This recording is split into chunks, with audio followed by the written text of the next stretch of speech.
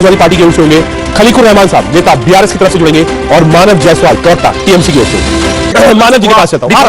मानव जायसवाल जी, मानव जी, क्या ये जो बाई इलेक्शन हुआ और बाई इलेक्शन का जो रिजल्ट था उससे दूरियां बढ़ गई, कांग्रेस से दूरियां बढ़ी क्यों? आप अखिलेश जी के साथ हैं, कांग्रेस के साथ नहीं है 24 के चुनाव के लिए, क्यों? मानव जायसवाल जी। पहले तो सभी को मेरा नमस्कार है और देश की जनता को भी।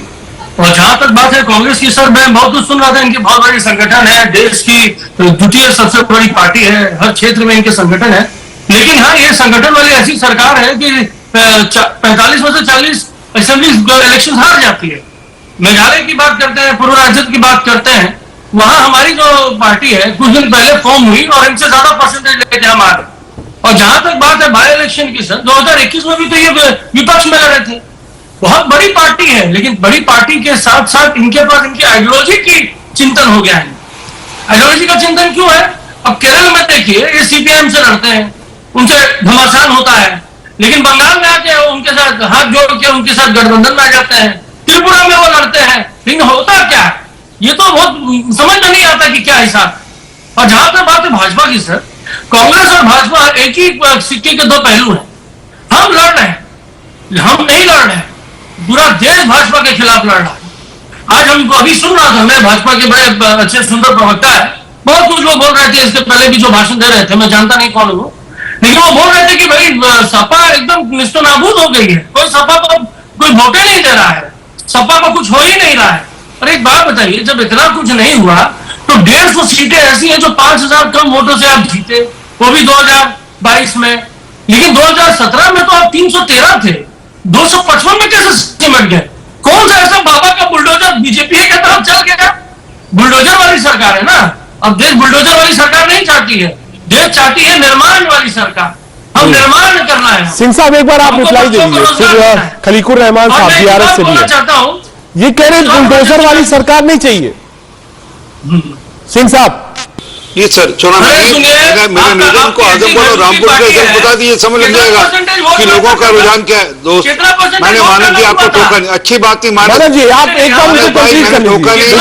अरे आपके आप सुनो मानस भाई, मैंने भाई एक बार कंप्लीट कर लीजिए। आपने एक सवाल पूछा है, बुलडोजर वाली सरकार पर आप उनका मत ले लीजिए।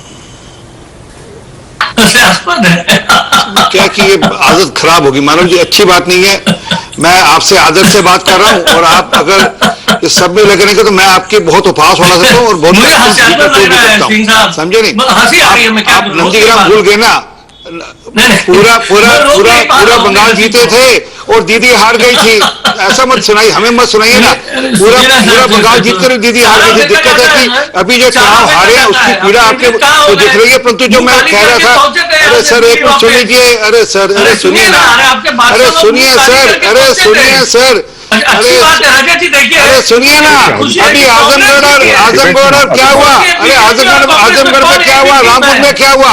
अरे आपके सहयोगी दल है ना सपा पार्टी वाले, आप भी गए थे वहां समर्थन करने के लिए। अरे वहां पर फूफा साफ हो गया आपका। और आप जिस प्रकार की राजनीति कर रहे हैं, आप वोटिंग करने वाले नहीं है। वोट आए, डबल डिजिट नहीं पहुंचे और हम 17 सीटों में सेकंड है। अब मेघालय सरकार किसकी बनी वहां पे? आपका तो वहां किनारे हो आप, सरकार आपकी बनी क्या?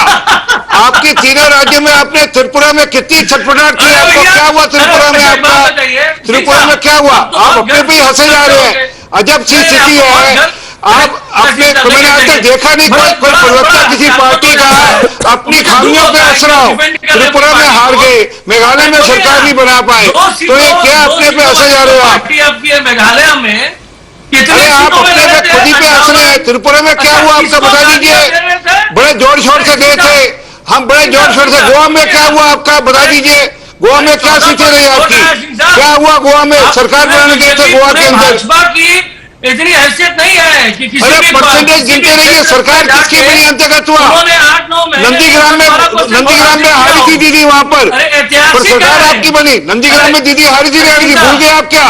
सिंह साहब सुनिए ना, बताइए ना एक बार, हमको बताइए नहीं। वो भी ऐतिहासिक था कि प्रदेश का मुख्यमंत्री खुद हार जाए, जहां से प्रदेश का मुख्यमंत्री खुद हार गया, ऐसा होता नहीं कभी भी। ये भी अपने आप में ऐतिहासिक आ गया। वो भी जो 3-3 बार के मुख्यमंत्री रह चुके हो वो खुद हार जाए, ऐसा कभी हुआ नहीं इतिहास के अंदर। सिंह साहब चारा फेंकना पड़ता है सिंह साहब, ठीक है, तो फेंकने की चारा फेंकना पड़ता। आ रहा हूँ आप लोगों के पास, आ रहा हूँ एक बार खलीकुर रहमान साहब के पास चलना। आ रहा हूँ मानव भाई, एक मिनट आ रहा हूँ। बीआरएस को भी जोड़ ले, इंपॉर्टेंट है, वहां चुनाव भी है, बीआरएस भी एक भूमिका निभा रहा है। खलीकुर रहमान साहब, मानव जी। सबसे पहली बात, अजय जी को पता नहीं है कि भैया 34 साल के अंधकार से बंगाल को बाहर निकाला है। और किस पार्टी को बाहर निकाला? जब हम पुराने कांग्रेस हुआ करते थे तो हमारे ही मित्रों को, हमारे ही कार्यकर्ताओं को इन लोगों ने चुन चुन के मारा था। सीपीआईएम वालों ने खून से सनी हुई चावल खिलाई थी माताओं को, अपने बेटों की खून से सनी हुई, और आज आप उनसे हाथ मिलाते हैं। क्या है आपका आइडियोलॉजी? अच्छा, कैसी आइडियोलॉजी है बताइए अजय जी। केरल में आप लड़ते हैं, बंगाल में आप की दोस्ती हो जाती है, त्रिपुरा में आप दोस्त बन जाते हैं, जिससे सालों साल लड़े आज उसके मित्र बन गए। हम सीधे सीधे लड़ते हैं। हमने जिनके साथ अपनी आइडियोलॉजी समझी कि भाई इनकी आइडियोलॉजी डेवलपमेंट की है, देश हित में है, जब हमको पता चला कि ये देशद्रोही ताकतों के साथ मिले हुए हैं, हमने छोड़ दिया। और छोड़ नहीं दिया, हमने उनको बंगाल में आने नहीं दिया।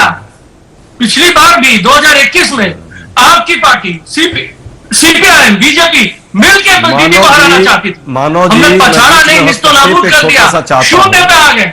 और आज जब आप जीते हैं तो भी